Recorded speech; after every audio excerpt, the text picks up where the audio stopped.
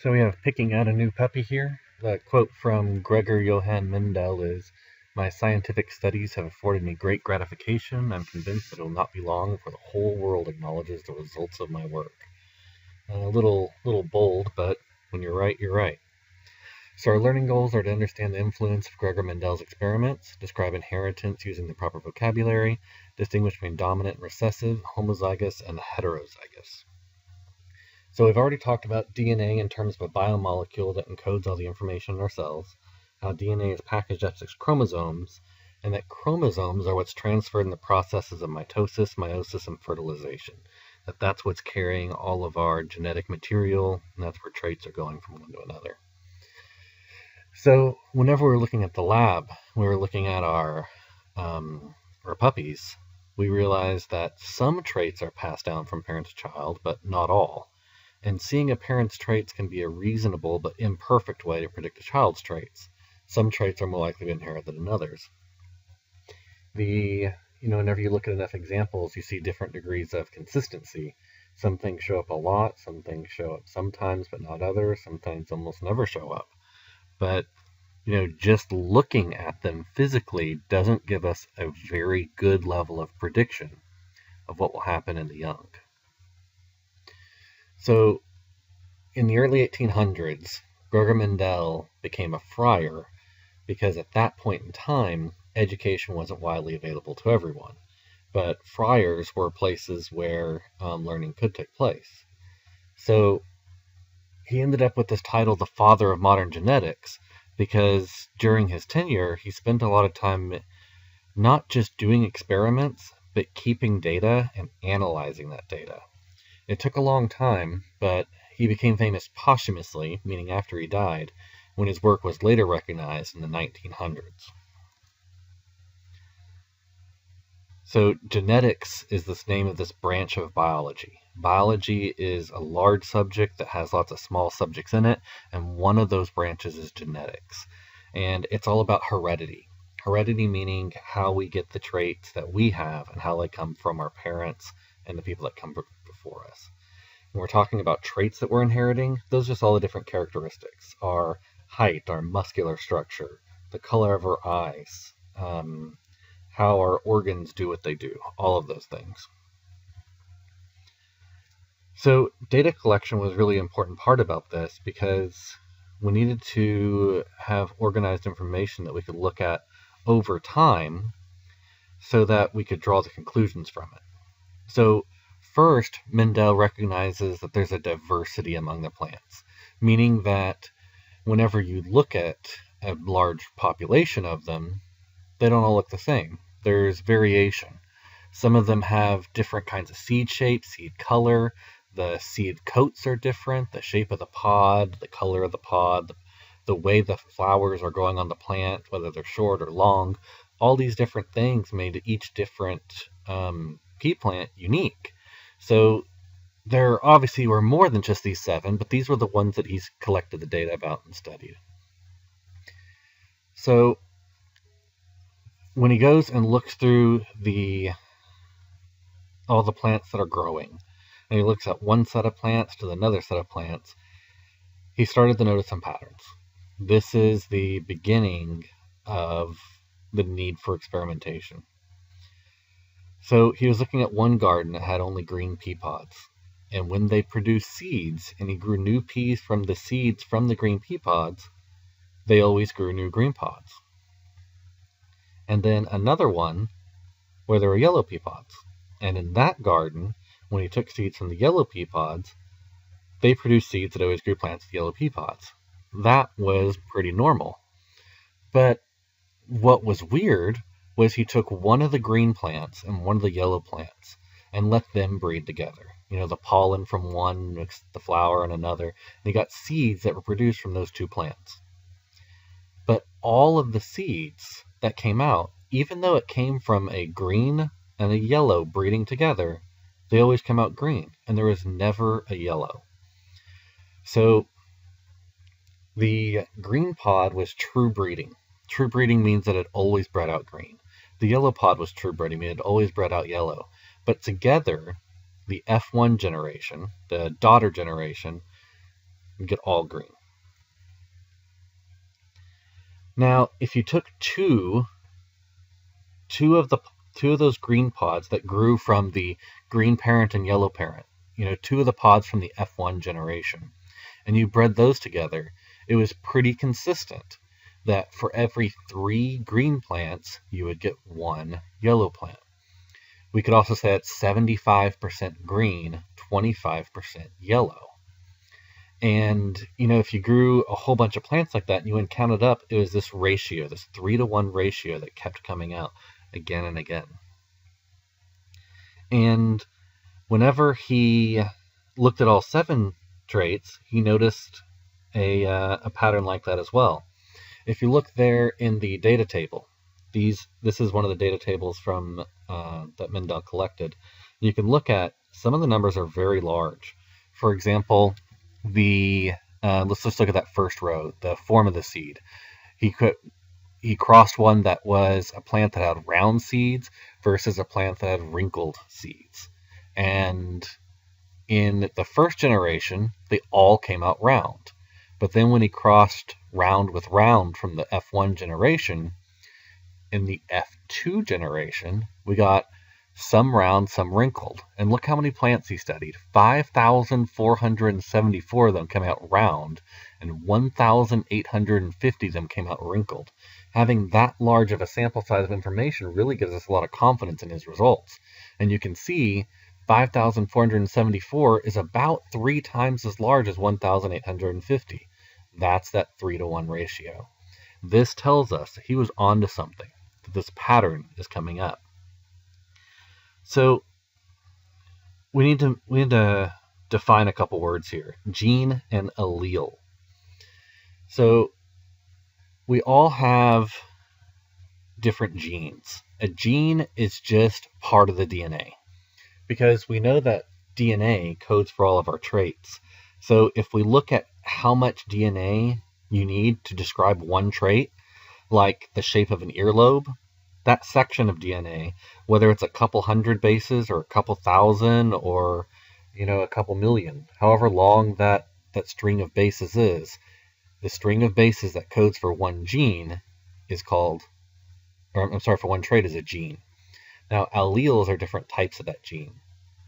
So for the gene that codes for earlobes, there'd be one allele that's an attached, and there's one allele that's for detached. So some of us have different alleles for different ones, and that's what determines our trait, what allele we have for that segment of that gene. So what Mendel concluded is that there was more than just one allele that was determining that traits. That we're not just this or just that, but that there were 2 alleles joined together in every organism for every trait. And both alleles together determine how the trait comes out. So when those 2 alleles are together, some alleles end up being dominant over others. The dominant alleles always express their trait. So if you have a dominant allele and a recessive allele, then we're going to get, whenever you look at the physical form, you'll see what the dominant allele codes for. If you have 2 dominant alleles of the same, obviously we'll see that one. And if you have 2 recessive alleles, there's no dominant allele around to dominate them. The only time we'll see the recessive allele is if we only have those 2. Here's a developing question for you.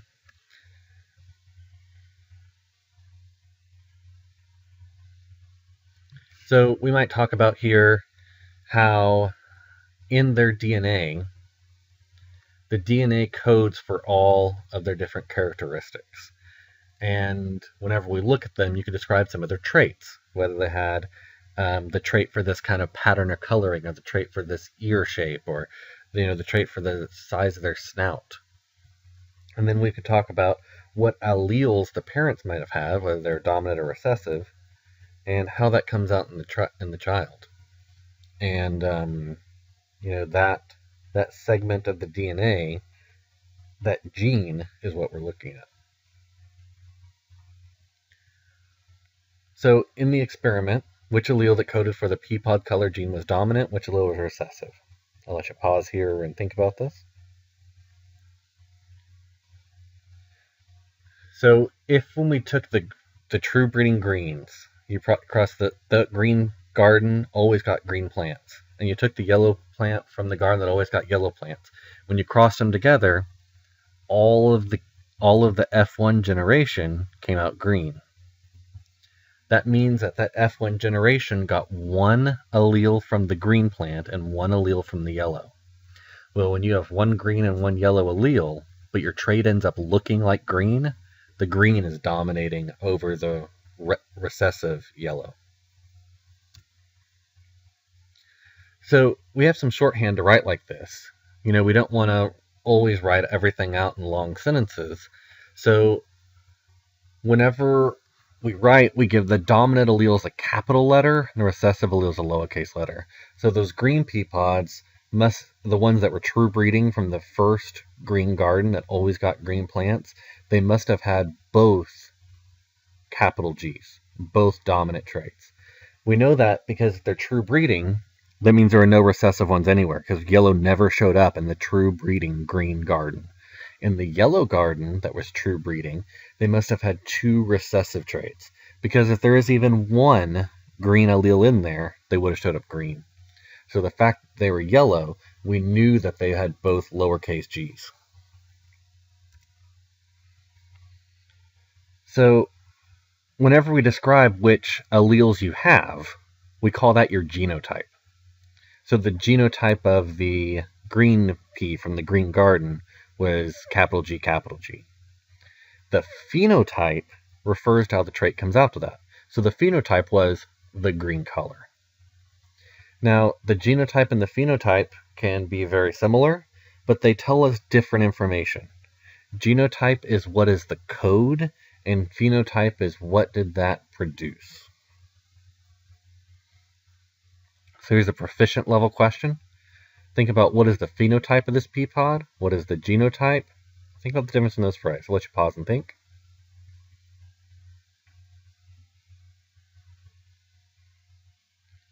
Now it's phenotype here. Phenotype is what it looks like. So the phenotype is, that's a yellow pod. Now, there's only one kind of genotype that codes for that. It must be two lowercase g's, two recessive alleles for the color. Because it could either be capital G, or it could be a capital G, lowercase g, or it could be a lowercase g. Those are only three combinations. The first two have green phenotypes, though. Only lowercase g will get that yellow pod. And that's the difference. Here's a mastery level question for you to think about. What led Mendel to believe that there were only two alleles instead of one or three? Because he didn't have advanced microscopes. He couldn't look down and see the chromosomes or look at the DNA and count them. We've been able to confirm this now with the advanced technology we have in our modern era with electron microscopes and those kinds of really advanced technology. But he didn't have that. What evidence did he have to get two? I'll let you pause and think.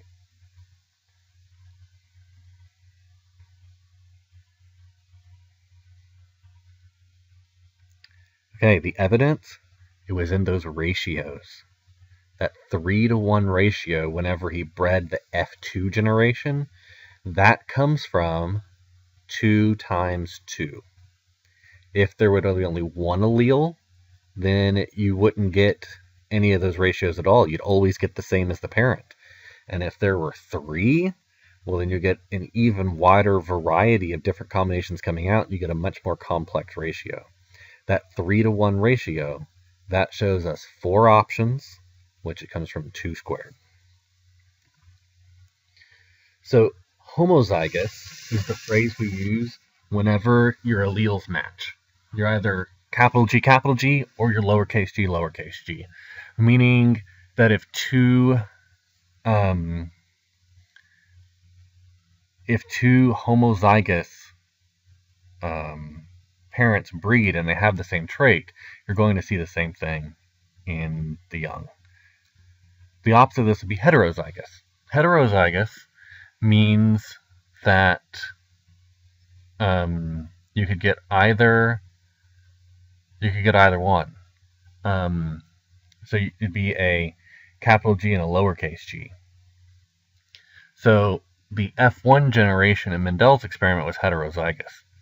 So if we look at the homozygous green from this plant, if you bred it with a heterozygous one that had capital G, lowercase g, well, then you could get either green or yellow. Heterozygous parents can have different kinds of kids. So if we look at the genotypes here, in this cross, if we took the true breeding green, the true breeding yellow, capital G, and lowercase g, you can see that they all come out green. They're all heterozygous in this case. But because green is dominant, even though they have the heterozygous genotype, they all have the same phenotype of green.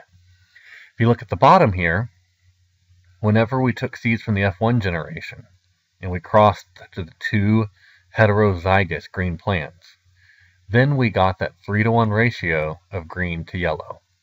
One of them came out homozygous green, two of them came out heterozygous green, and one of them came out homozygous yellow. But even though there's 3 different genotypes, there's only 2 different phenotypes. So we see 3 green and 1 yellow. So that's all the information we have on how Mendel's experiments work. It's important to note the different vocabulary phrases and see the logic of how Mendel delved into this information, just given the data he had from looking at gardens.